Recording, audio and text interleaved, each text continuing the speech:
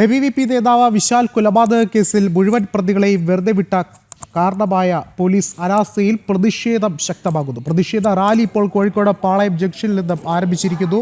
കിഡ്സൺ corner വരെയാണ് rally നടക്കുക. പ്രതിഷേധ റാലി ഉദ്ഘാടനം ABVP സംസ്ഥാന ജോയിന്റ് സെക്രട്ടറി അമൽ മനോജ നിർവഹിച്ചിരുന്നു. അതിന് പിന്നാലെ ശക്തമായ പ്രതിഷേധം ഇപ്പോൾ അലയടിക്കുന്ന കാഴ്ചകളാണ് നമ്മൾ കാണുന്നത്. തത്സമയ ദൃശ്യങ്ങളിലേക്ക്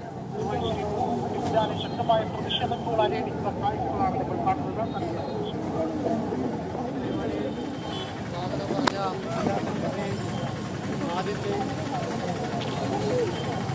ഈ പരിപാടിയെ പങ്കെടുത്തുകൊണ്ടിരിക്കുന്ന വിദ്യാർത്ഥി പരിഷത്തിന്റെ കർമ്മധീരരായിട്ടുള്ള പ്രവർത്തകരെ, ഈ പരിപാടി കണ്ടുകൊണ്ടിരിക്കുന്ന നല്ലവരായ നാട്ടുകാരെ, എന്തുകൊണ്ട് ഇന്ന് വിദ്യാർത്ഥി പരിഷത്തിന്റെ നേതൃത്വത്തിൽ ഇത്തരത്തിലൊരു പ്രതിഷേധ പരിപാടി ഈ കോഴിക്കോട് നഗരത്തിൽ നടത്തേണ്ടി വന്നു എന്നുള്ളതിനെ കുറിച്ച് നാം ചിന്തിക്കണം.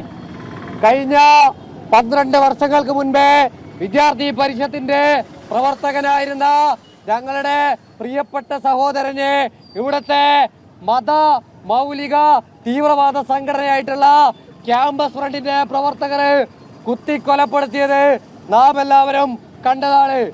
12 വർഷങ്ങൾക്കിപ്പുറം കഴിഞ്ഞ ദിവസം ഇവിടുത്തെ നീതിന്യായ വ്യവസ്ഥ ആ കേസിന്റെ വിധി പറഞ്ഞ സമയത്ത് ഇവിടുത്തെ ഈ ഭരണ സംവിധാനം മുഴുവൻ അട്ടിമറിച്ച ആ കേസിന് പ്രതികൂലമായിട്ടുള്ള വിധിയാണ് പറഞ്ഞിട്ടുള്ളത്.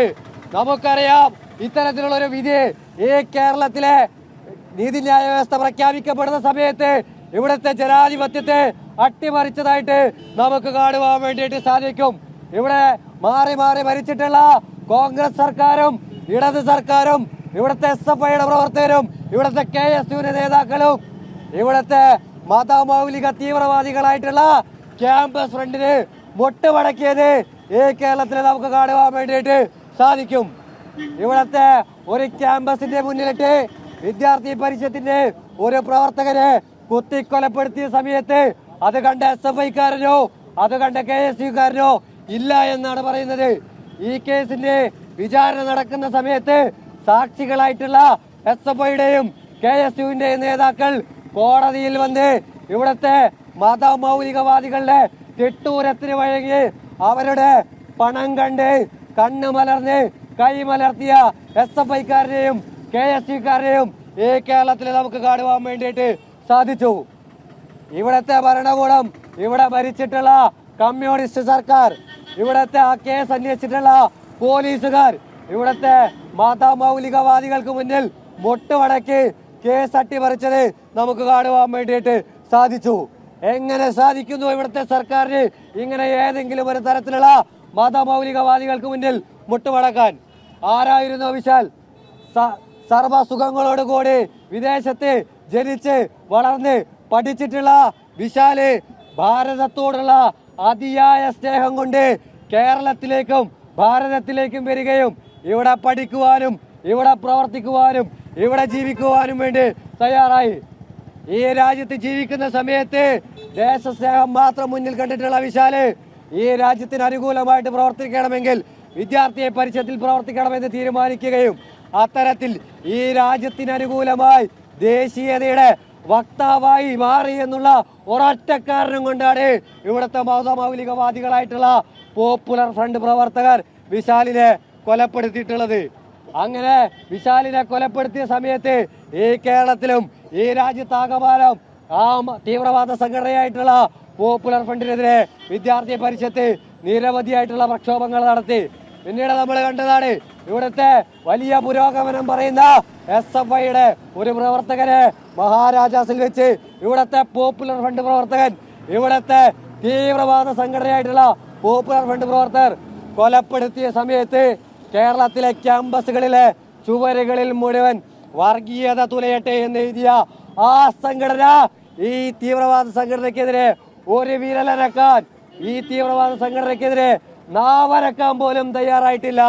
എന്നാൽ അഖില ഭാരതീയ വിദ്യാർത്ഥി പരിഷത്ത് ഉറക്കെ പറയുന്നു, ഞങ്ങളുടെ സച്ചിനെയും ഞങ്ങളുടെ ശ്യാമപ്രസാദിനെയും ഞങ്ങളുടെ വിശാലിനെയും കൊലപ്പെടുത്തിയിട്ടുള്ളത് തീവ്രവാദ സംഘടനയായിട്ടുള്ള പോപ്പുലർ ഫ്രണ്ടിന്റെ പ്രവർത്തകരാണ്.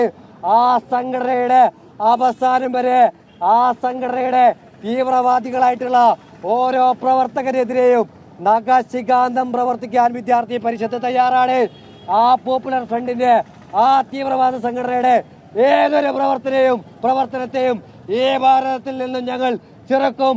എന്ത് വില കൊടുത്തും ആ പോപ്പുലർ ഫ്രണ്ട് പ്രവർത്തകരുടെ ഞങ്ങൾ തടയുമെന്ന് പറയുവാൻ വേണ്ടിയിട്ട് വിദ്യാർത്ഥി പരിഷത്ത് തയ്യാറാവുകയാണ്.